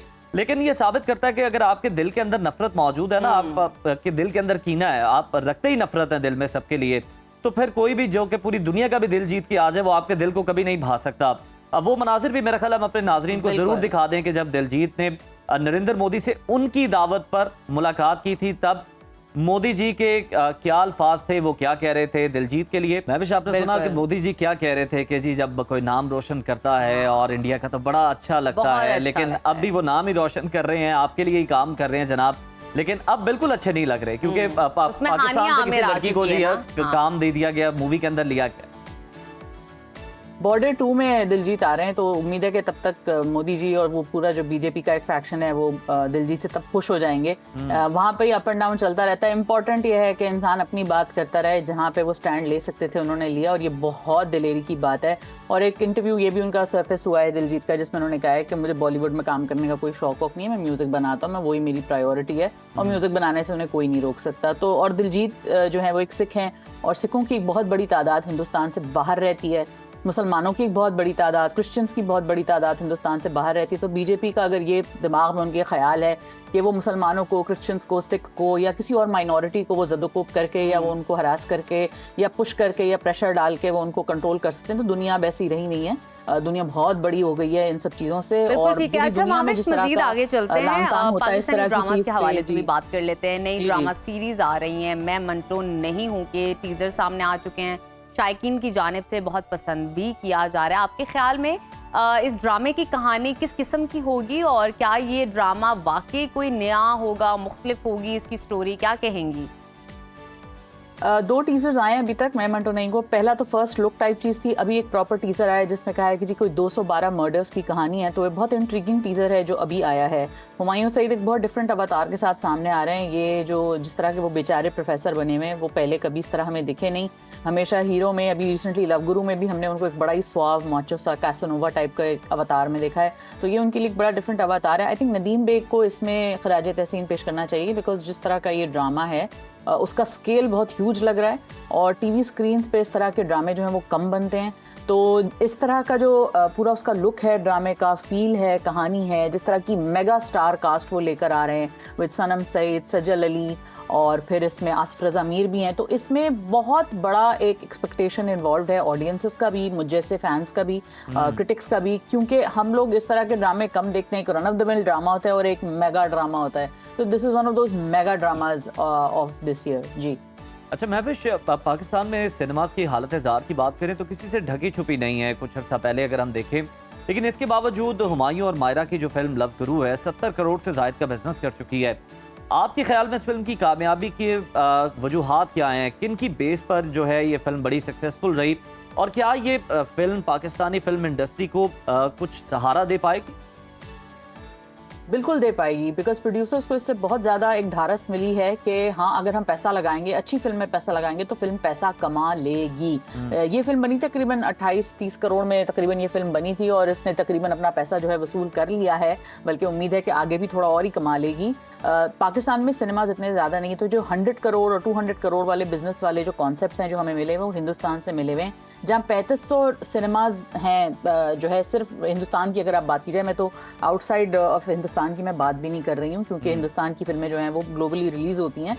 पाकिस्तान की फिल्म को बहुत थोड़े सिनेमाज मिले थे, 100-150 सिनेमाज हैं पाकिस्तान में, शायद कम ही उससे, और अक्रॉस द वर्ल्ड भी पाकिस्तानी फिल्मों को उस तरह नहीं जगह मिलती, क्योंकि एक तो फिल्में कम रिलीज होती हैं, और प्लस ज़ाहिर है एक हमारी मार्केट उस तरह नहीं है जिस तरह बॉलीवुड की है। तो ये फिल्म जो है जिस तरह का इसने छप्पर पहाड़ बिजनेस किया है, पॉपुलेशन का भी फर्क है, आबादी का भी फर्क है, ह्यूज जी, आबादी का भी फर्क है, लेकिन चले हमारी फिल्में जबान की वजह से हिंदुस्तान के लोग भी देख सकते हैं अब्रॉड, लेकिन हिंदुस्तान जैसे मार्केट में हमारी फिल्म रिलीज नहीं होती, जबकि उनकी फिल्में हमारे यहाँ रिलीज होती हैं, तो वो उनके बिजनेस में काउंट करता था एक ज़माने में, अब तो काफ़ी अर्से से नहीं हुआ। तो लव गुरु की जो कमर्शियल सक्सेस है, या इवन दीमक की जो कमर्शियल सक्सेस है, वो इस बात की निशानदेही करती है कि ऑडियंसेस आर रेडी। आप उनको फिल्में दिखाएं, अच्छी फिल्में दिखाएं, सिनेमाज में इन्वेस्ट करें, फिल्मों में इन्वेस्ट करें, अपने स्टार्स में इन्वेस्ट करें और मार्केटिंग में इन्वेस्ट करें, आपको पैसा वसूल होगा। क्योंकि लोग ROI को देख के फिल्मों में इन्वेस्ट नहीं करते, रिटर्न ऑन इन्वेस्टमेंट उनको नज़र नहीं आता है कि जी हम लगा देंगे 25 करोड़, लेकिन हमें वापस कैसे मिलेगा। तो हुमायूं सईद ने, सिक्स सिग्मा ने, ARY ने ये प्रूव किया है कि नहीं जी, आप फिल्में बनाएं, लोग देखने भी आएंगे अगर इंटरटेनर होंगी।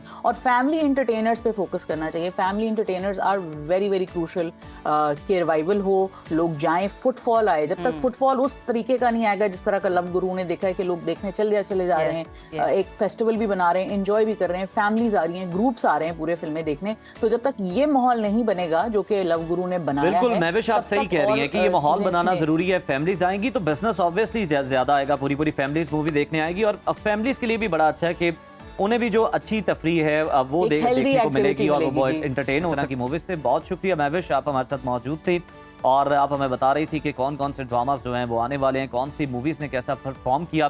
खैर, लव गुरु ने तो 70 करोड़ से ज्यादा कमा ली, आने वाले दिनों में मजीद भी कमाएंगे, लेकिन हमें आपकी बड़ी फिक्र है जनाब। अगर आप अपनी जिंदगी में कामयाब होना चाहते हैं, दौलतमंद बनने का ख्वाब देखते हैं, तो ये बात आप याद रखें कि कामयाबी किसी गरीब या मुतवस्सित तबके के शख्स को सोने की प्लेट में रखकर तो हरगिज नहीं दी जाती। उसके लिए अज़्म, मेहनत और कुछ नया कर दिखाने की लगन जरूरी है। कामयाब और अमीर लोगों की जिंदगियों में झांके तो आपको अंदाजा होता है कि उनकी कामयाबी के पीछे कुछ खास आदात हैं जो कि उन्हें दूसरों से मुमताज बनाते। इसके साथ साथ आपको बताते हैं कि मशहूर किताब रिच हैबिट्स के मुसन्निफ थॉमस कॉर्ले ने 5 साल तक अमीर और गरीब अफराद की आदात का मुआजना किया और 7 ऐसी आदात सामने आई जिन्होंने उन अफराद को करोड़पति बना दिया। उनमें से सबसे पहली और सबसे अहम ये है कि अमीर लोग कभी किसी एक जरिए आमदन पर इन्हिसार नहीं करते। वो हमेशा कम से कम 3 जगहों से पैसा कमाने की कोशिश करते हैं, जैसे कि नौकरी के साथ साथ साइड बिजनेस हो सकता है, रियल एस्टेट हो सकता है, स्टॉक मार्केट में सरमायाकारी की जा सकती है। और दूसरी अहम बात यह है कि कामयाब लोग अपना कीमती वक्त फजूल टीवी शोज देखने में ज़ाया नहीं करते। उनके मुताबिक सीखना, पढ़ना और खुद को बेहतर बनाना ही असल सरमाया है।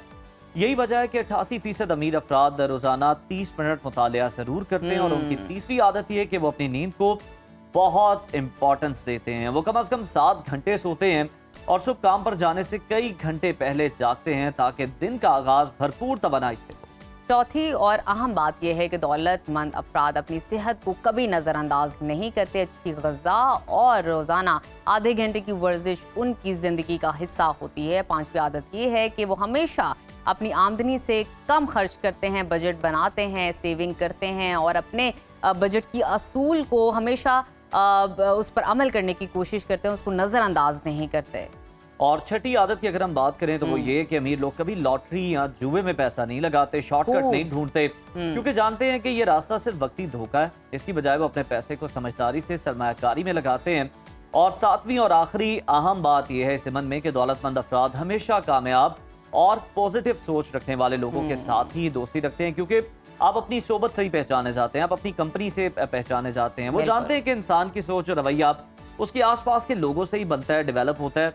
तो अगर आप भी दौलतमंद बनने की राह पर चलना चाहते हैं तो इन 7 अपनी जिंदगी का हिस्सा बनाइए, कामयाबी आपके कदम जरूर चूमेगी। और इसके साथ साथ एक पॉइंट जो उसके अंदर था कि सेहत का जरूर ख्याल कीजिए। बहुत सारे लोग इतनी मेहनत करते हैं, इतनी पढ़ाई करते हैं, लेकिन सेहत को नजरअंदाज कर देते हैं, वर्जिश छोड़ देते हैं, खाना छोड़ देते हैं और नींद पूरी नहीं करते हैं। आपकी सेहत होगी तभी आप मजीद मेहनत भी कर सकेंगे और कामयाब भी हो सकते हैं, और कामयाबी के बाद दौलत को एंजॉय भी कर सकेंगे। आपकी वो सेहत भी तो होनी चाहिए ना। आप पैसा कमाने की रैट रेस में लग जाएंगे तो फिर आप उसको और at the end of the day आप देखेंगे आपकी तो सेहत ही नहीं, अब आप एंजॉय नहीं कर सकते, घूम फिर नहीं सकते। तो इसी के साथ लेते हैं छोटी सी ब्रेक, कहीं मत जाइए, देखते रहिए सुनो पाकिस्तान।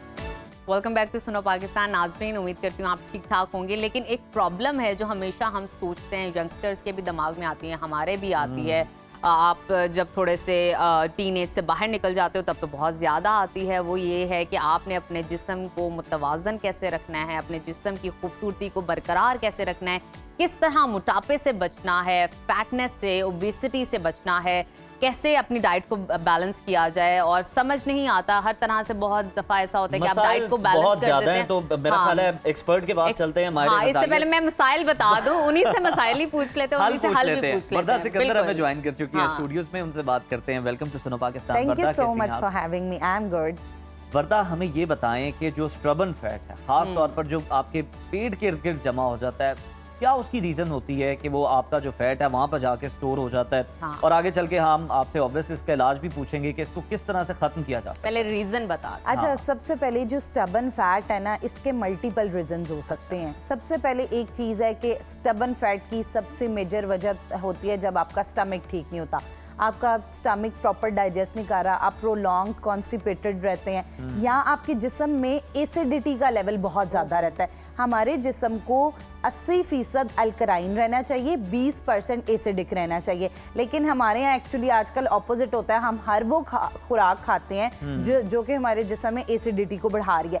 तीसरी चीज़ होती है जब हम फिजिकल एक्टिविटी नहीं करते। मोस्टली आजकल वर्क प्लेस पे हम सब काम कर रहे होते हैं, जिसकी वजह से सिडेंट्री लाइफस्टाइल बहुत ज़्यादा हो गया है। और एक और बहुत बड़ी रीज़न कि अक्सर लोग कहते हैं कि हम फास्टिंग बहुत करते हैं, लेकिन वो जो एक वक्त में खाते हैं वो इतना बिग मील ले लेते हैं कि जिसकी वजह से हमारी गट को प्रॉपर डाइजेस्ट करना मुश्किल हो जाता है, घबरा जाती है गट की। ये क्या हो गया? उसके बाद स्मॉल फ्रीक्वेंट मील्स बार बार लेना अभी वो ठीक नहीं है। वो ठीक नहीं है कि आपने 1 घंटा गुजरा है, उसके बाद फिर जो है वो अपने स्टमक में चीज़ें डालनी शुरू कर दी हैं, जिससे डाइजेशन का प्रोसेस जो है ख़राब होने लग जाता है। उसके बाद कुछ ऐसे फूड्स जो कि हमारी अंदर जाके सिर्फ ओबेसिटी का बाइस बनते हैं, जिसमें ख़ास तौर पे रिफाइंड कार्ब्स, सफ़ेद मैदा और उससे बनी तमाम अशिया, पिज़्ज़ा, पास्ता, शवारमा, क्योंकि उसके अंदर फाइबर मौजूद नहीं होता, जिसकी वजह से वो जाके डाइजेस्ट नहीं होता और हमारे एब्डोमेन के गिर्द एक डस्टबिन बना देता है। अच्छा, ऐसा क्या है कि जब हम वेट गेन करते हैं तो सबसे ज़्यादा हमारा बेली फैट गेन करता है, और जब हम रिड्यूस करते हैं तो सबसे आखिरी नंबर फैट का जो हमारे बेली पर है वो आता है? ऐसा क्यों है? अच्छा नजफ, ये सवाल ना मुझसे सारे पेशेंट करते हैं कि वेट लॉस प्रोसेस में पेट का वजन नहीं क्योंकि हमने बहुत सारे लोग माजरत के साथ वो इस तरह की बेढंगी शेप के अंदर होते हैं कि टांगे पतली, हाथ बाजू सब पतले, लेकिन पेट इतना आगे निकला। बिल्कुल स्मार्ट है, दुबले नजर आ रहे हैं लेकिन पेट निकला। क्या रीजन? अच्छा, इसकी रीजन ये होती है कि इसमें 2 फैक्टर्स होते हैं। एक तो ये होता है कि पेट का जो चर्बी होती है वो मसल के साथ जाके अटैच हो जाती है, जिसकी वजह से वो वेट स्टक हो जाता है। दूसरी वजह ये होती है कि हमारा जो मेटाबॉलिज्म है वो डायरेक्ट अटैच होता है हमारे एब्डोमेन के साथ, तो इसकी वजह से जैसे जैसे एब्डोमेन फैट आता जाता है तो वो ब्लड स्ट्रीम में फैट जब रेजिस्ट करता है तो उसके साथ साथ उसको बर्न करने में बहुत देर लगती है या बहुत लंबा प्रोसेस।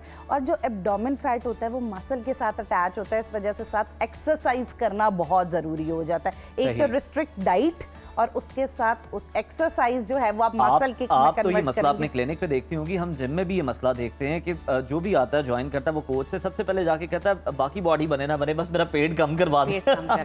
तो बस हम आपको हल बताते हैं ना कि पेट आपने किस तरह कम करना है। अच्छा, एक तो सबसे पहले एक बड़ी जबरदस्ती ड्रिंक बताने लगी हूँ, अ वेरी इजी ड्रिंक जो कि आपने अपने दिन का आगाज जो है उस ड्रिंक से करना है। उससे क्या होगा कि आपके जिस्म की इन्फ्लेमेशन कम होगी, डाइजेशन बेहतर होगी, मेटाबॉलिज्म बेहतर होगा और एब्डोमेन फैट आहिस्ता आहिस्ता जाने लग जाएगा। तो एक ड्रिंक पे लग रहा है सारे सॉल्यूशन है। बिल्कुल सारे सॉल्यूशंस है। सब आपने करना ये है कि आपने एक पैन लेना है, उसके अंदर 2 गिलास पानी डालना है, थोड़े 1 लीमू के स्लाइसेस बना के काट लें, 2 दालचीनी की स्टिक्स डाल लें और 3-4 जिंजर के स्लाइसेस डाल लेने हैं। उसके साथ साथ थोड़ी सी अजवाइन और पुदीना वो ऐड कर लेना है। उसके बाद क्या करें कि उसको ढक के रख दें और जब वो पानी हाफ कप रह जाए, हाफ कप कावे की सूरत में रह जाए, तो वो कावे का इंटेक आपने खाली पेट कर सकते हैं और रात के खाने के बाद कर सकते हैं। अच्छा, उसके साथ दूसरी चीज़ जो कि एब्डोमेन फैट के लिए बड़ी ज़बरदस्त है, अपने दिन का जो नाश्ता है उसके अंदर फाइबर ज़रूर ऐड करें। आप फाइबर इस तरह ऐड कर सकते हैं, अगर आप रोटी खा रहे हैं तो कोशिश करें वो मल्टीग्रेन आटे की रोटी हो, उसके अंदर जितने ग्रेन्स आएंगे फाइबर का कंटेंट बढ़ता जाएगा। अगर दलिया खा रहे हैं तो जौ एक बड़े ज़बरदस्त ऑप्शन है क्योंकि वो फाइबर बहुत ज़्यादा उसके अंदर होता है, तो एब्डोमेन को ख़त्म करने में बहुत हेल्पफुल होती है। उसके साथ साथ आपने प्रोटीन का इंटेक ज़्यादा रखना है दोपहर में और शाम में। वो इसलिए क्योंकि जब आप प्रोटीन ज़्यादा लेंगे तो आपका जो फैट है वो मसल में आसानी कन्वर्ट होगा, तो उसमें आप अंडे की सफ़ेदी और लेकिन प्रोटीन्स की वो ऑप्शंस लेनी है जिनके साथ बहुत ज़्यादा फैट नहीं। अब लोग क्या करते हैं, प्रोटीन के चक्कर में बीफ बहुत ज़्यादा खाना शुरू कर देते हैं, लेकिन बीफ के अंदर साथ फैट भी है, तो ऐसे लीन प्रोटीन ये आपने बड़ा अच्छा नया कॉन्सेप्ट दिया है कि आप अपना फैट लॉस ना करें, आप उस फैट को मसल में कन्वर्ट कर लें। इससे अच्छी बात क्या हो सकती है? क्योंकि वरना अगर आप सिर्फ फैट लॉस करते हैं ना तो वो फैट फौरन बाउंस बैक हो जाता है, वो हफ्ता डेढ़ लगता है कि क्योंकि वो ब्लड स्ट्रीम के अंदर तो मौजूद है, तो इसलिए आप उसको मसल में कन्वर्ट करें। और साथ जो है कोर टाइटनिंग एक्सरसाइजेस बहुत आसान होती हैं। और उसके साथ एक मजे की बात बताऊं, आज आपने देखा होगा मैं बड़ी स्ट्रेट होके बैठी हूं, ये मैंने एक फिजियोथेरेपिस्ट है उनसे ये चीज सीखी कि जब हम लोग अपना कोट टाइट करके और पोस्चर स्ट्रेट करके बैठते हैं, हमारे एब्डोमेन के जो मसल्स होते हैं वो टाइट होते जाते हैं, जिसकी वजह से हमारी कैलोरीज बर्न करने का प्रोसेस हम करते ही हैं कि हमारा काम है, हम बिल्कुल टेक लगा के नहीं बैठे, तो हमारी ट्रेनिंग का ये हिस्सा है कि आपने आपकी थोड़ी सी फिटनेस का राज ये भी हो सकता है कि आपका जो कोट टाइट है। मैं मजीद आपसे बहुत सारे लोग हैं जिनको लेमन से ना एलर्जी होती है, लाइक उनको एसिडिटी बहुत ज्यादा होने लग जाती है, बॉईल करके पी लें या वैसे निचोड़ के पी लें, तो उसका क्या हल है? अच्छा, उसका हल ये है कि अगर आपको लेमन सूट नहीं करता, इट्स ओके, आप क्या कर सकते हैं, लेमन के बजाय आप दालचीनी और अजवाइन का इस्तेमाल कर सकते हैं। और उसके साथ फाइबर जो है वो भी डाइजेशन और मेटाबॉलिज्म को तेज करने में आप इसबगोल का छिलका या फिर जौ का पानी इसको पानी में डाल के पी सकते हैं, दही में डाल के ले सकते हैं, तो इससे भी क्या होगा कि आपका डाइजेशन का जो प्रोसेस है। और उसके साथ एक चीज जो मैं बार बार हर शो में कहती हूँ, वो ये तमाम ये जितनी डाइटरी टिप्स हैं ये तब आपकी बॉडी में 100% परफॉर्म करती हैं जब आपका लाइफस्टाइल बैलेंस होगा। लाइफस्टाइल बैलेंस, अपना स्लीप साइकिल बेहतर करें, अपना इम्पोर्टेंट, वेरी इंपॉर्टेंट। लोग नींद को ना इग्नोर कर देते हैं। अभी I am very happy to hear from you कि लाइक अभी भी लोग हैं जो सुबह आपने बताया जैसे 4-5 बजे उठते हैं और रात 9:30 बजे सो जाते हैं। दैट्स अ परफेक्ट रूटीन कि आप अर्ली राइजर बने। और इसके साथ साथ वर्दा एक और बड़ा है मेरा इशू कि मुझे 6 घंटे से 7 घंटे की नींद जरूर चाहिए, नहीं तो मैं काम नहीं कर सकती, मेरा दिमाग नहीं चलता। और देखिए वही नींद जो है वो आपकी एनर्जी और उसके साथ मसल में कन्वर्ट, जितना आप दिन में थके होते हैं मसल की रिकवरी के लिए बहुत जरूरी है। और उसके साथ साथ एक टिप जो मर्द हजरात के लिए बहुत इंपॉर्टेंट है, क्योंकि मेरे पास मोस्टली जो एब्डोमेन फैट के साथ आते हैं मर्दों में बड़ा ज्यादा प्रॉब्लम है, उनमें एब्डोमेन फैट और साथ कोलेस्ट्रोल बहुत ज्यादा बढ़ जाता है, जिसकी वजह से बड़ा पेट, मुख्तलिफ बीमारियां, यूरिक एसिड और उन सब का बायस बनता है। उनके लिए इंपॉर्टेंट ये है कि प्लीज वो कार्ब्स का इंटेक कम करें। सुबह रोटी, दोपहर रोटी, शाम रोटी। कैसे करेंगे? एनर्जी आती है, रोटी नहीं छोड़ी जाती। 2 टाइम आप लें, अगर आप दोपहर में सलाद का प्याला लेंगे तो उससे भी एनर्जी आएगी। या फिर आप जो अपना आटा है उसको चेंज कर लें और मल्टीग्रेन आटे की रोटी इस्तेमाल क्या करें, तो उससे क्या होगा कि वर्दा लास्टली बता दें, जो कावा आपने बताया है अगर वो रात को ले लें तो फिर आप सुबह उसको ले सकते हैं या नहीं? हाँ जी बिल्कुल, आप 2 टाइम इस्तेमाल कर सकते हैं, लेकिन ये डिपेंड करता है आपके BMI पे। अगर आपका वेट या एब्डोमेन फैट बहुत ज़्यादा है तो दिन में 2 बार लें, अगर नॉर्मली हल्का फुल्का बढ़ा हुआ है तो दिन में 1 बार। चलें ठीक है, बहुत शुक्रिया वर्दा आपकी आमद का, थैंक यू सो मच। तो नाजरीन ये था हमारा आज का प्रोग्राम, इजाजत दीजिए, कल दोबारा मुलाकात होगी, अल्लाह हाफ़िज़।